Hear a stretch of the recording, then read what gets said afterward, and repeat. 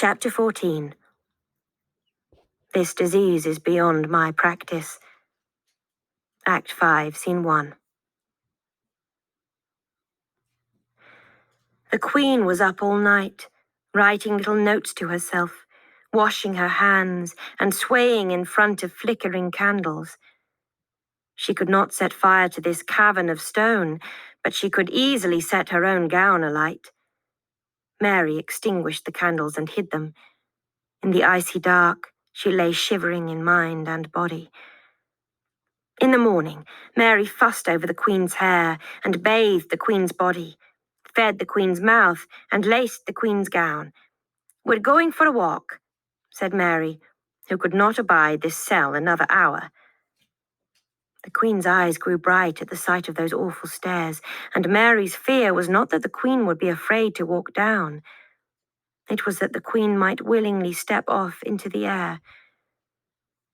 At last they safely reached a courtyard packed with men, weapons and wagons. Mary and Lady Macbeth threaded through the obstacles of war. "Come spring," said Mary brightly, "we could plant roses here. How warm and sheltered they would be against this nice south-facing wall.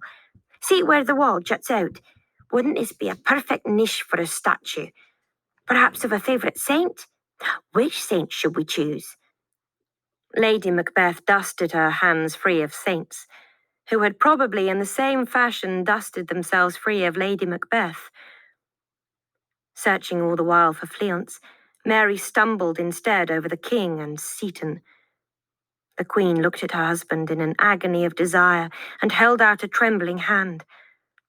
By daylight, Macbeth could not avoid seeing her terrible state. Hair faded, skin blotchy, eyes fevered. "Where's that doctor?" shouted the king. "Find him. Mary, take her upstairs. She needs to be in bed." Back they went, and Mary knew that this time there would be no coming out. Mary would be a prisoner in this tower, as Lady Macbeth was a prisoner of her deeds. The doctor scurried in, wringing his hands and tiptoeing around. "Unnatural deeds result in unnatural troubles," he muttered to Mary. It was unnatural to murder people. "But the king will want to see you doing something," she pointed out. He poured Lady Macbeth a tot of this and a dram of that, dosing it heavily with honey and cinnamon so it would slide down easily, but not as if he thought anything would come of it. He held it to her lips, and she seemed to swallow. "Mandrake," the doctor said, watching his patient. He set down the beautiful cup that had meant so much to Lady Macbeth in another lifetime, at Inverness. "She needed only one swallow. It gives a very heavy sleep." And indeed, in minutes, the Queen was sprawled on her back, arms flung out, gown in disarray, mouth hanging open. Mary pitied her and rolled her on her side, folding her arms down so she would look less like a slattern. Macbeth sprang into the room, followed by Seaton and a horde of anxious soldiers. Mary did not think they were anxious about the Queen. "The patient," demanded Macbeth.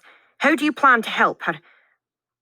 "She is troubled by fancies that keep her from rest," said the doctor carefully. "Well, cure her," the king shouted. "You must have some medicine for a diseased mind, some antidote to cleanse her heart." Macbeth glared at everyone in turn. Everyone tried to be invisible. "Throw medicine to the dogs anyway," said Macbeth angrily. The doctor panicked. Did the king intend to throw him to the dogs? "My lord," said someone from the stairs, "we have a report from the English camp. They're on the move." A shiver went through the room. Heads bowed, hands trembled, cheeks paled. Men wet their lips and looked around for something stronger to wet their lips with. Macbeth's fury swung from the doctor to his men. "Seaton!" "Sir." "Hang any man who shows fear." Everyone rushed around, stupid with the fear they had been ordered not to have. There was nothing anybody could do anyway. They could only wait for England to attack. But Macbeth had already forgotten them. Tomorrow, and tomorrow, and tomorrow, he said, as if he could see each long, worthless day stretching in front of him, creeps at this petty pace to the last syllable of recorded time. Mary shuddered. Life's but a walking shadow. A poor player that struts and frets his hour upon the stage and then is heard no more. This had been true for Mary's father. His hour was gone, and no one even remembered his name. Macbeth went to the angled alcove whose window slit faced Birnam Wood. Life is a tale told by an idiot, he said to his enemies, full of sound and fury, signifying nothing. He clattered back down the stairs, his men following. After dithering for a few minutes, the doctor rushed out too. Mary called after them, although they could not hear because fear of the coming attack had hit the troops and a rising clamour was filling the castle. You're wrong. Life is a privilege. We write our own tales. We do not have to be steeped in blood. We can choose to be steeped in kindness. You may have surrounded me with sound and fury, my lord, but I will find peace and joy. You may have withered on a blasted heath, but I will make a home and have love. The Queen of Scotland laughed. A drum, Macbeth doth come. Act 1, Scene 3. The men had slept in shifts on the courtyard floor, or in the hall, or on the floor above. When they were not sleeping, they had nothing to do except worry. Now they moved in little knots, muttering, praying, swearing. We're blind down here, Fleance complained. We can't see a thing. How do we know what's happening? After a moment, he joined another group. We're blind down here, he said to them. We can't see a thing past those walls and this gate. How do we know what's happening? He circled the entire courtyard and arrived back where he had started. The men said to him, We're blind down here. We can't see a thing past those walls and this gate. How do we know what's happening? Let every soldier hew him down a bough. Act 5, Scene 4. Malcolm positioned the English army at the crest of the hill, standing invisibly just inside Birnam Wood. If only the trees went all the way down the hill, he lamented. Then we'd have cover. Mist rolled in, thick, fleecy handfuls attached by threads, shifting and lifting. But of course, said Malcolm, son of Duncan, the woods can go all the way down the hill. Let every soldier cut the bough of a tree and hold it in front of him. Through this mist, through those branches, Macbeth won't see an army. He'll see Birnam Wood. Our poisoned chalice to our own lips. Act 1, Scene 7. Mary needed to be prepared. She checked the prince's satchel, making sure the knife was there. She tested the sharpness of the blade against her thumb. Then she tucked it under the leather fold and put the satchel against the wall where, in the shadowy, unlit room, it was almost impossible to see. The Queen's eyes were open. Better that the poor woman should sleep through the coming attack. Mary lifted the royal cup and supported the Queen's head, and the Queen obediently swallowed more mandrake potion. Then Mary poured 2 cups of wine and set them on the little table by the Queen's bed. Sure enough, Macbeth sent Seaton to check on the Queen. Mary gave him her best smile. I am glad for your company. The Queen is ill and I'm so worried, but she sleeps at last. You may reassure the King that she is at ease. Seaton stood over the Queen. She was difficult to recognize. Seaton, please forgive my behaviour, said Mary, trembling up at him. Please forgive my silly lies. It was panic and fear. I know you would never panic or fear, but I am a weaker vessel. He folded his arms and regarded her silently. A cup of wine with me, she said. We've a store here of the finest wines ever presented to a king, and no one to share them with. You and I could drink to each other." She handed him the Queen's cup and sipped from her own. If he drank, he would collapse. She would kill him with the prince's knife. Could she do it? She had to. So many deaths and so much pain had to be avenged. Horror filled her. She did not want to do this. She wanted a stainless soul. But Mary had not enticed him by the false courage of drink. "We're going out on the battlements," said Seaton. "You will ask the king to wed us. Right now. Something might happen to you," he added, smiling his beautiful smile. "And I want to be a rich widower when it does." He made Mary go first. He wouldn't push her off the side yet because he needed the marriage to happen. But it was not pleasant to have him at her back as she edged down the stair ledges. She had not been out on the battlement until now. Dunsinane was on a much higher hill, a peak, really, than Inverness or Forres had been. Yet Mary could not see very far because they were surrounded by a sea of woods. There was no trace of English troops. Maybe the attack was false rumor, and Macbeth was right, and this awful waiting would continue tomorrow, and tomorrow, and tomorrow. Seaton's fingers dug into her arm, reminding her of her task. "When we're wed, he'll throw me over the parapet," thought Mary. It was an appalling drop. Sheer stone walls, sheer rock face, and, at the bottom, a jagged jumble of crags and stumps. Her mouth went dry and her hands went clammy. She turned aside from that terrible edge and looked down instead into the courtyard. Fleance, all too visible from above, was organizing a rebellion, touching a shoulder here and clapping a back there. If Macbeth or Seaton saw him now, he was dead. She must provide a diversion. She must... A slow, eerie tapping came from the hills. Every man in Dunsinane froze. The tapping picked up speed and settled into a steady rat-a-tat-tat. For a full minute, one war drum played alone, announcing the plan. Then another drum joined, and another, until Dunsinane vibrated with the throbbing of 100 drums. Macbeth rushed from corner to corner, staring at Birnam Wood. But nothing was out there. Every heart trapped in Dunsinane was trapped now in the beat of enemy drums. Every pulse stepped up to the pace set by wooden sticks. 1,000 hearts were beating, beating, beating. On the hills, not a leaf moved, not a flag blew, not a soldier stood. Just drums, drumming.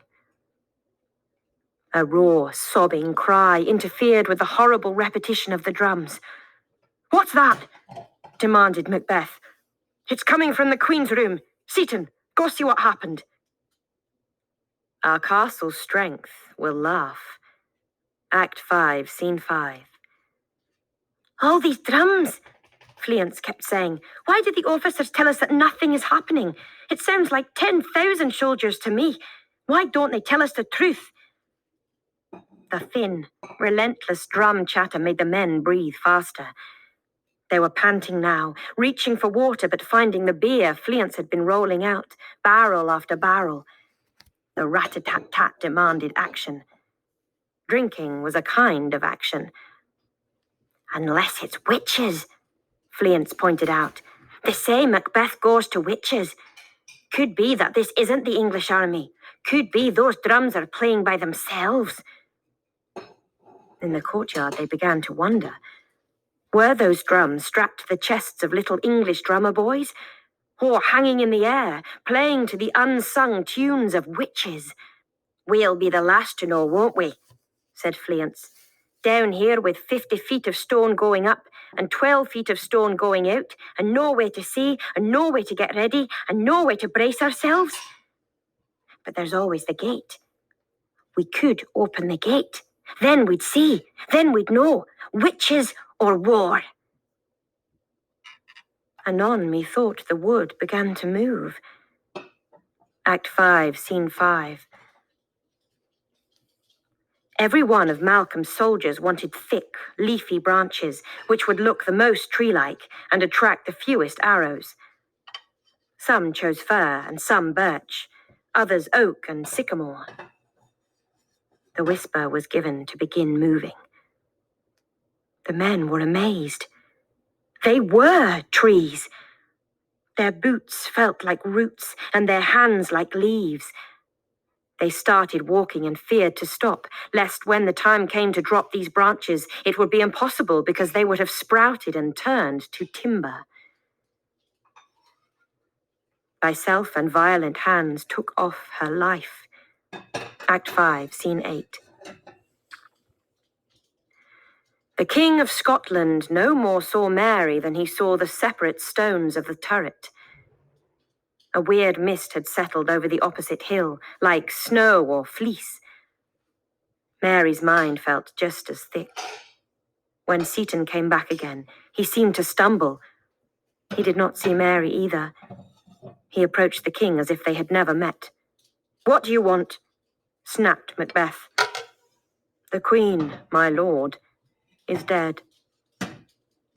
Mary was stunned. But Lady Macbeth was merely thin and anxious, surely not on the brink of death. Macbeth, who had been more in love with his wife than any man Mary had ever known, Macbeth shrugged. "She should have died hereafter. Get my armor, Seaton." The king's armor was piled near the bed he did not share with his queen. Mary followed Seaton into the royal chamber. He stared down at the king's armor as if he no longer recognized its purpose, and Mary inched closer to the queen. Lady Macbeth had stabbed herself. Her hand was still wrapped around the knife with which she had pierced her heart. It was the dirk from Mary's pack. So the mandrake root had not put her to sleep. She had seen Mary take out the knife and test the blade. The knife of Prince Malcolm, whose own father had been stabbed to death by Macbeth, or by this lady herself. "So she's dead," said Seaton, looking down at the corpse. "It's for the best." "Best?" thought Mary. "Oh, my poor Lady Macbeth, who so wanted the best, who wanted it today and could not wait for tomorrow. Death is your best." "Blow, wind. Come, rack. At least we'll die with harness on our back." Act 5, Scene 5. Seaton dressed his king for battle, carefully tightening here, adjusting there, making sure the shoulder straps were comfortable and that no sharp edge rubbed against the king's skin. A soldier dashed up to them and stood beside them and began gasping in an awful, dragging sort of way. Seaton thought the man must have an arrow through his lungs, so he ducked below the parapet to protect his own chest. "Lord," whispered the soldier, trying to breathe, trying to point. "Birnam Wood is moving." Seaton peered over the rampart. Trees were edging closer, inch by inch, foot by foot, root by root, spreading down the hill. Birnam Wood was moving. Seaton was transfixed. "The trees!" screamed a terrified voice. "They move! They walk! All those drums are not the drums of men in armies. They are the drums of witches. It's trees advancing on us." One sentry panicked. He tried to open the gate. Others quickly sprang to his aid. Seaton came to his senses. He bellowed to the officers below. "Stop that soldier! Do not open those gates!" He raced down the stairs and into the courtyard. The men pressed against Seaton as if to squash the news out of him. "What's happening?" they shouted. "What are those trees they're talking about?" "Nothing. The English are coming," he said, as if he hadn't just watched a forest drift from its roots. But from some high and lonely place, the cry of horror continued. "The trees are sliding down the mountain!" "We've got to see," shouted one soldier. "Open the gates!" We're blind down here. Seaton grabbed the shoulder of the stupid little kern who had started this and swung him around, prepared to smash his jaw, show him who was in charge. Fleance, son of Banquo. The devil damn thee, Black. Act 5, Scene 3. Fleance had known this was a gamble, had known he might lose, but he had been so close. Now Seaton had him pinned against the very gate he had thought to open. I failed, he thought. Oh, Father, I thought to give Scotland a good king again. I thought to open gates and save lives and even to avenge you. And I failed. To think little Lady Mary got you inside Dunsinane, said Seaton. She's smarter than she looks. But when I'm done with her, she won't have any looks.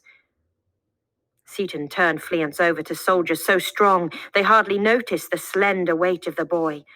Into the hall, directed Seaton.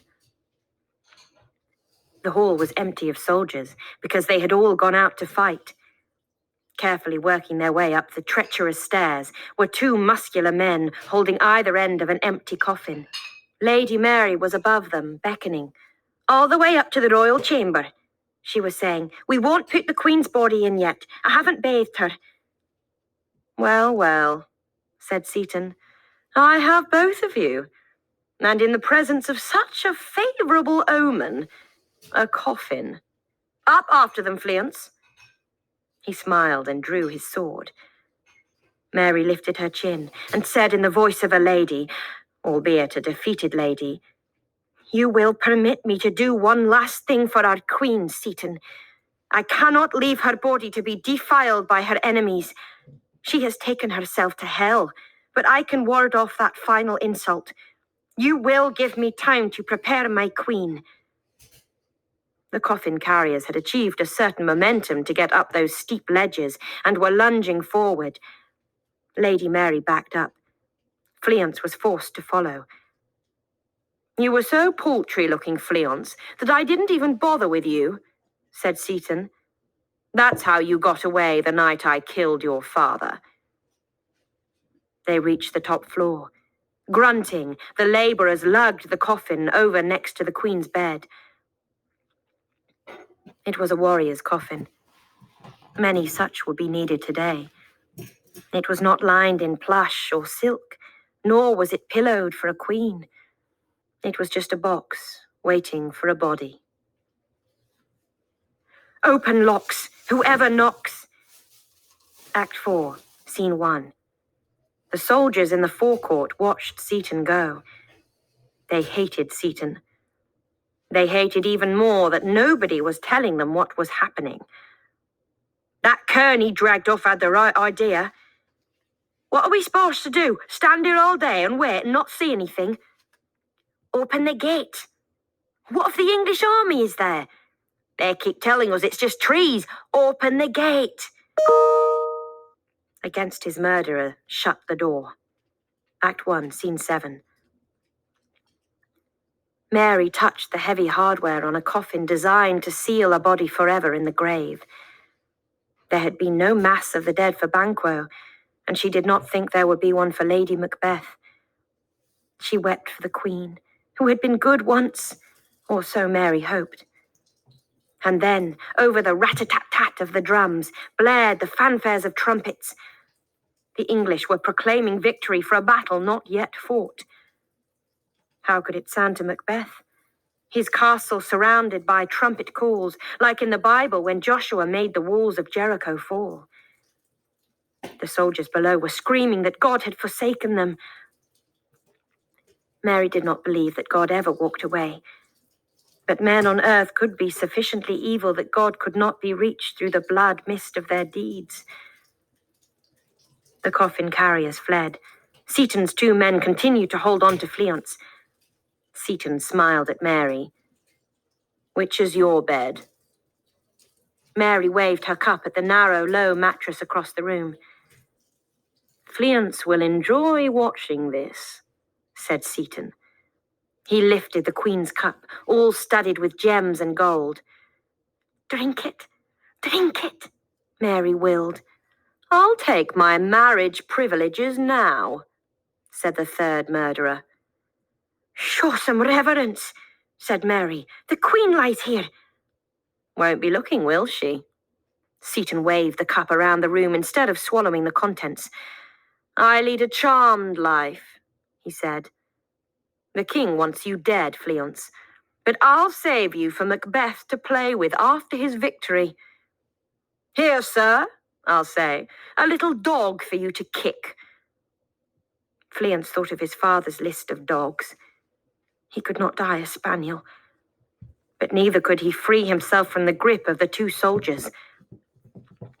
Macbeth will lose the battle, said Mary. He won't, said Seaton. He went to the witches for help, and they promised him. They promised something, said Mary. But what? The soldiers were shaken. Witches? Macbeth forsook God? Our army is controlled by witches? From below came a huge swelling chaos of sound, the screaming of 1,000 throats, and the stomping and pounding of feet and weapons, and the clear, distinctive creak of hinges. The gates are open, cried one of the soldiers. They've opened the gates to the enemy. The enemy's here. No, thought Fleance. The enemy is here. The men dropped their grip on him, rushing down to join the fight. Fleance leapt forward. He was bare-handed against Seaton, and he was half Seaton's size, but he had twice the rage and all the right. Fleance hoped to disable Seaton's right hand, his weapon hand. Then he would use Seaton's own sword and dirk against him. Fleance caught Seaton's wrist. With his entire weight, he drove the arm backward, angling to dislocate the shoulder or snap the bones in his arm. He wasn't strong enough. He could immobilize Seaton, but not break the bones. They were locked together, grunting. Seaton's free hand found Fleance's throat. Lady Mary seized the handle of Seaton's sword. She yanked it out, raking it hard against Seaton's flesh and slicing him open. She wasn't strong enough to kill him, but she could certainly give Fleance time to do such. Seaton was no fool. He dropped heavily to the floor, which knocked Mary backwards so she could not use the sword. But this did not shake Fleance's grip on his right arm. Seaton gave up trying to strangle Fleance, but with his left hand, his awkward, untrained left, he pulled out his dirk. Fleance let go of Seaton's wrist and jumped high into the air, ramming the heels of his boots upon the blade, just as Seaton had switched it into his right hand. The impact of Fleance's boots shoved the blade through Seaton's fingers. The fingers of his killing hand tumbled to the floor, one more offering to the forces of evil. Go, Mary, said Fleance, taking the sword. I will finish this. Lock yourself in the kitchen with the serving girls. You and they will be safest there. Run! There is little time. She ran. Beware, Macduff. Beware the Thane of Fife. Act 4, Scene 1. The middle floor was empty. She ran across it to the next set of stairs, first peering down the stairhole into the hall. Also empty. Mary flattened herself against the wall and flew down the treacherous ledges, across the hall and into the serving passage, and a roar filled the hall behind her. Turn around, you hellhound! It was the voice of Macduff. And in this castle of Dunsinane there was but one hellhound, Macbeth. But Macduff must not fight Macbeth, thought Mary. The weird ones have been right about everything. They'll be right about this. Macbeth cannot be harmed by a man born of woman. It's Macduff who will die. Mary wept for all the senseless dying of all these awful months. She did not flee to the kitchen. She turned sadly and heavily to watch the duel between the wicked king and a doomed thane. Dunsinane went silent. Fighting died away. Trumpets ceased to speak, and drums ceased to roll. Get away from me, muttered Macbeth. I have enough blood of Macduff's on my hands. You admit you murdered my wife and chicks. You'll be killed, not I, said Macbeth tiredly. No man born of women can harm me. I was not born, said Macduff, Thane of Fife, Lord of Falkland. I was cut out of my mother's womb. The sword of Macduff plunged into the king. Sighs and groans and shrieks that rent the air. Act 4, Scene 3. Fleance pricked Seaton's throat with the sword. Seaton whimpered. He could not look at his own wound, where his fingers had been severed from his hand. Get up, said Fleance. I'm going to bind your hand and keep you for Macbeth. You'll be the dog he kicks. Seaton got up, gripping his ruined hand as if covering it up would keep it from being real. With the sword tip, Fleance pushed him until the backs of Seaton's knees were pressed against the open coffin. Then he shoved the sword forward into Seaton's gut until Seaton, trying to get away, fell backward rather neatly into the coffin of Lady Macbeth. You said you'd keep me alive, screamed Seaton. Fleance slammed down the lid and shot the bolts. And so I will, he said. Inside the coffin, Seaton sobbed in fear and kicked against heavy boards that would never yield. Fleance spoke through the coffin boards. It could be worse, Seaton. You could be lying out in the woods somewhere with 20 gashes in you like my father, or left for the foxes like the innocent chicks of Lord Macduff. But no, you're warm and dry in a sealed coffin. Please, let me out. The battle is noisy. No one will hear you. But when the hurly-burly is done, somebody will probably come up here. They'll open this door. They'll smell the stink of Lady Macbeth's corpse and see it lying on her bed. And when you scream, well, Seaton, who wants to be in the same room with a corpse that screams? No one, Seaton. They'll slam the door and run away, and no one ever, not even for a minute, will come up here again. No! Have mercy! Came the muffled shriek.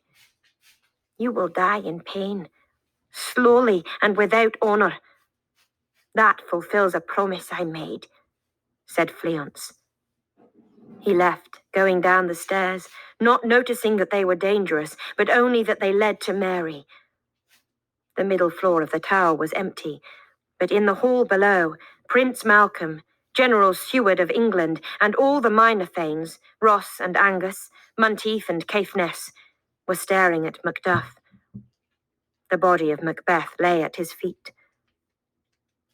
Fleance tried to rejoice but could not. Macbeth was a great man gone bad, a brilliant general greedy for power, a soul that should have blessed Scotland, but had cursed her instead. Mary was limp and pale in a doorway. Fleance put his arm around her. Where is Seaton? She whispered. Hell, said Fleance briefly.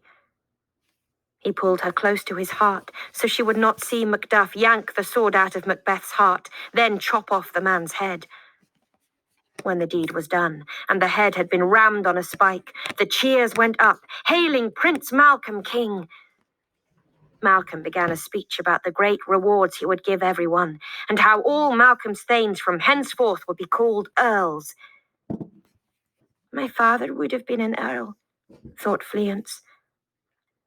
There was silence while men waited to hear their honours, and through the quiet, a muted howl filtered down from the tower of Dunsinane. It sounded like the owl that night at Inverness, when all the sounds of earth and heaven cried out against the death of Duncan. Help! Help! Quavered this owl. 'Tis the Queen's ghost, said Fleance into the silence. She died of her own hand. She has become a corpse, screaming. Even Royal Malcolm, harsh Seward, and victorious Macduff blanched. No soldier was going to climb to that top floor, not where a corpse called for help. Come, said Fleance to Lady Mary. The clouds have been lifted from Scotland's shoulders. The sky is blue again, and the sun shines. He took her arm, and they walked together out the gates of Dunsinane. Let me enfold thee and hold thee to my heart. Act 1, Scene 4. Malcolm, son of Duncan, now had the honour, love, obedience, and troops of friends for which Macbeth and his lady had killed. The celebration feast was laid, not in cursed Dunsinane, but out in the meadows, where the wind was warm again. And now, said the new king, we have a different kind of score to settle. Lady Mary of Shield, come forward. Fear attacked Mary. The bright green gown of Lady Ross felt gaudy and large.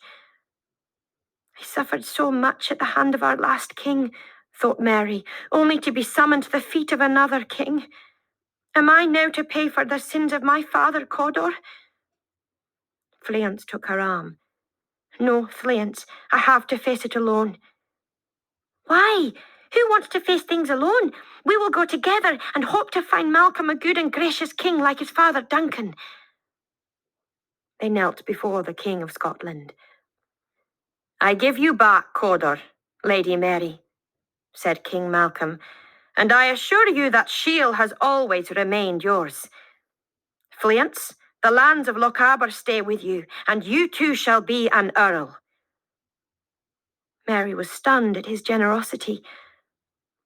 Malcolm had to pay the wages of an army of 10,000, repay the King of England, replant the burned fields, restore the ruined homes from Macbeth's reign, and yet he returned wealth to a defenceless girl. She could not speak for gratitude.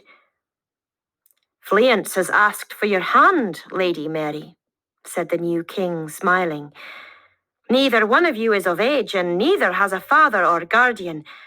That puts you both in my care. I approve the betrothal. Mary began to laugh. Fleance kissed her while the troops roared their approval. I am told, Lady Mary, said the king, that this will be your 4th betrothal. A high number for one so young. You are a dangerous woman. And Fleance, said Mary of Shield, is a dangerous man.